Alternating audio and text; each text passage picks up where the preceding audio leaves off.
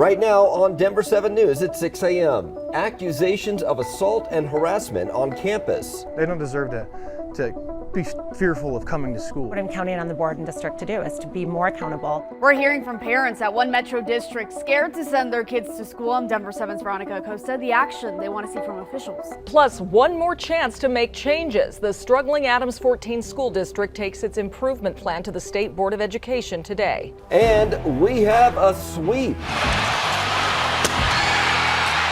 The Avs take another step towards the Stanley Cup.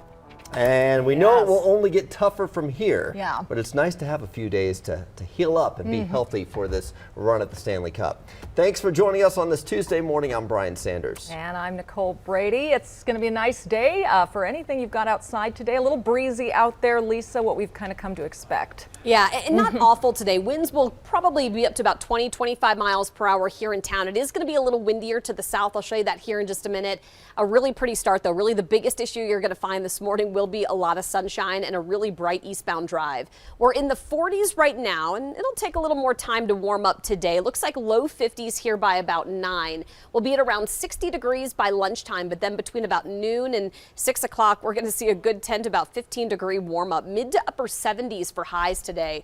It is going to be a pleasant afternoon, plenty of sunshine, more 60s and sunshine for the mountains today, and some pretty dry conditions. Now, we are tracking, unfortunately, some pretty high fire danger. Red flag warnings in effect for southern Colorado today. The areas that you're seeing here in the tan color, that's a fire weather watch covering Denver and the metro area for tomorrow. But down near Castle Rock and in through like Black Forest, south through Larkspur to the Springs, winds there, Jason, up to about 40 miles per hour this afternoon. And we have a pretty wild crash that happened early this morning down in downtown Littleton. It happened right there along Main Street, right before you get over to Bowles, or where it transitions to Bowles at Santa Fe, at that big corner by the melting pot. Take a look from the camera looking right down Main Street, and you can see the flashing lights. Now, I had somebody call and tell me that they said it was a car that went into the sign there at the melting pot. It looks like one lane might be blocked, but traffic is so light right now in downtown Littleton, it's not really a factor trying to get over to Santa Fe.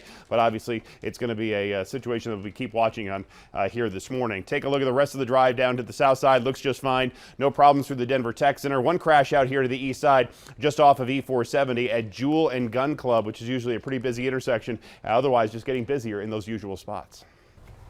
Well, parents, we all expect our kids to feel safe at school, but some parents in Cherry Creek have serious concerns. Now, families in that district tell us their children have been sexually harassed or in some cases assaulted. And last night they demanded action from the school board. Veronica Acosta is here with some of their powerful testimony, Veronica. There were a lot of parents there, but that powerful testimony that really came from students who ended up showing up to yesterday's meeting. Most of them shared a similar message with us. Students should be safe and should feel safe in schools. They want the district to do more about these alleged sexual assault and harassment situations. Now, we first brought you this story last month. One parent told us his daughter had been sexually assaulted. We spoke with that same parent last night. He said he was at the meeting to support the many others there. A student also telling us she doesn't want anyone else to go through what she did. It's heartbreaking when something like this happens to your daughter. And I beg all of the other parents that if it's happened to you guys, come forward too, because this is the time. You know, we're putting pressure on the district, and they need it. My sister's in middle school. I just don't want her to go through anything that I've ever been through, and hopefully that there is some disciplinary action, if there can be, which we can do. Mackenzie Sleesman said after she was a victim of sexual assault at a high school in her district, the district responded with this so-called no contact agreement. That basically barred any communication between the students involved in the incident.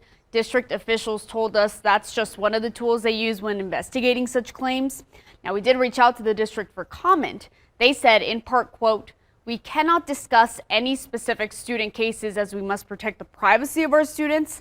We will not violate the privacy of students and potentially re-traumatize victims by sending communications to an entire school community when we learn about a student who reports being a victim of an assault." Now, the district did add investigations are done following both board policies and legal standards. I took a look at that Cherry Creek School District website this morning. Next Board of Education meeting, that isn't scheduled until June 13th. And you guys, that's more than 2 weeks after the end of the school year. In studio, I'm Veronica Acosta, Denver 7. Yeah, school's almost over. Thank you, Veronica. Police arrested a man accused of killing 3 of his family members. Elijah Hood is accused of killing his aunt, her grandson, and her great-grandson. All 3 were found dead in a Denver apartment in Green Valley Ranch with multiple gunshot wounds. A judge ordered Hood to be held without bond last night. Police still have not said anything about a motive. Aurora city leaders have approved a contract with a company to clean up homeless encampments. They also passed a rule requiring the city to store personal items of those who are moved from sweeps. Aurora says notices have been issued to remove 6 encampments so far since the camping ban went into effect last weekend. Meanwhile, in Denver, protesters opposing the camping ban there forced council members to leave the chamber yesterday. The group refused to let the public comment period end after a heated exchange. We're going to take a recess. We're going to take a recess right now. You are going to listen to us tonight. Well, council members eventually returned to the chamber and the meeting went on as planned, but the ban on urban camping in Denver was not even on last night's agenda. The protest comes as the city marks 10 years since the ban went into place. Colorado gave a struggling school district one last chance to make changes, and today Adams 14 will unveil their plan to turn things around going forward. Christian Lopez joins us. Christian, this comes after years of low performance in Adams 14. Yeah, the board gave the district a month to come up with an improvement plan, and Adams 14 must present that plan today. And it has to include a partial manager, so the district must let the board know what responsibilities it'll handle on its own and what this outside management will be responsible for. Adams 14 has had years of low academic performance, so much so that the state has had to get involved. Back in 2018, they brought in an outside management firm to oversee the district, but that actually ended in a lawsuit after the district stopped working with them 2 years later. Now, Superintendent Carla Loria told us last month that she thought the turnaround time was aggressive, but she still remained optimistic. It takes the whole community, the state, the local board, and the superintendent working together. And my understanding, all those pieces were not in place before. But now I think things are very different. We have a very strong local board. All 5 members highly committed to what is right for the students, for the community. And they are actually in alignment to my belief system of what needs to be done. And that meeting is happening tonight. Now, there is still a chance that the board could reject the district's plan, but we'll let you know what comes out of that meeting. Reporting live this morning, I'm Christian Lopez, Denver 7.